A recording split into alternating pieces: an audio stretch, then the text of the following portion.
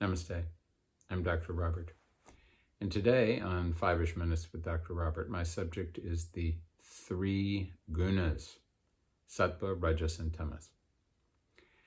First of all, let me iterate, or for many of you reiterate, that the three gunas are part of the Sankhya philosophy, the Sankhya way of describing how the universe has evolved.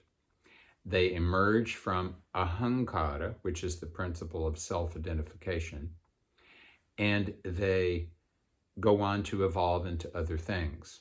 Rajas doesn't evolve into anything other than activity, which is what rajas means. Sattva evolves into the thinking mind and the 10 sense organs, and tamas evolves into the subtle elements, or tanmatras, and the dense elements, the 5 mahabhutas, earth, water, fire, air, and space. So tamas is always moving in the direction of becoming more fixed, not necessarily more immobile, which is the case when tamas is moving in the direction of earth. But more fixed in whatever is going on. So tamas means inertia.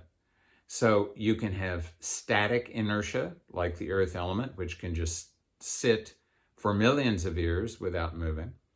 Or you can have dynamic inertia, when something very heavy, like a train, is moving down the tracks.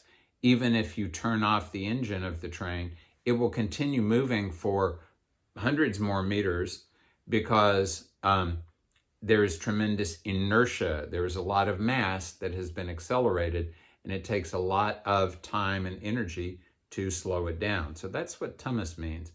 It means inertia, that whatever has been happening continues to happen, sometimes for good, but usually for not so good, because things need to change regularly.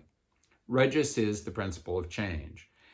And why Rajas and Tamas are regarded as being the doshas of the mind is that if you have too much Tamas, you never want to change. And if you have too much Rajas, you always want to change.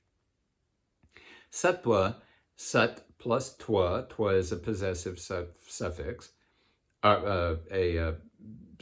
in the sense of it indicating that whatever that word is possessed of whatever is before it.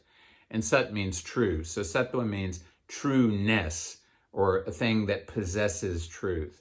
So sattva means trueness, and that means accurately perceiving what's going on, accurately relating to it, using rajas when necessary, using tamas when necessary.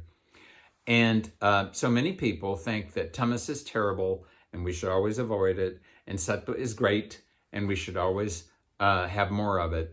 But in fact, one of the Upanishads says very clearly that while the egoism and egotism of tamas is really terrible, and you should never get involved with that, it's much worse if you're egotistic because you think you are very equanimous, because you think you have the truth on your side, because you have too much sattva. If you have too much sattva, they say that egotism is much worse than even having the egotism of too much tamas. So, what is important for the three gunas is that they should be in a state of harmony, like everything else in your organism. So we want to have not too much rajas, so we won't change too much, but we will be able to change. Not too much tamas, so we will not be too stable, but we need enough of it to be really stable. If we're too stable, we never change. If we're stable enough, we can actually make a change and maintain stability while that change is going on. And we want enough sattva to be able to tell rajas when to turn on and off, to be able to tell tamas when to be active and inactive, and also sufficient sattva to manage sattva to make sure it doesn't go out of balance also. This is Dr. Robert, wishing everyone equanimity.